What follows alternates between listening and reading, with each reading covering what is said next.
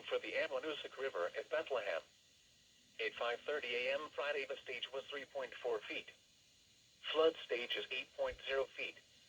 Minor flooding is forecast. Forecast. The river is expected to rise above flood stage late this morning to a crest of 11.0 feet this afternoon. It will then fall below flood stage late this evening.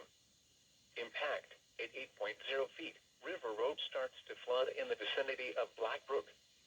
Impact. At 12.0 feet, part of Feather Lane flooded. Portions of Wing Road, Hazen Road, and Prospect Street flooded. Water flooding a portion of Whitefield Road / Route 116.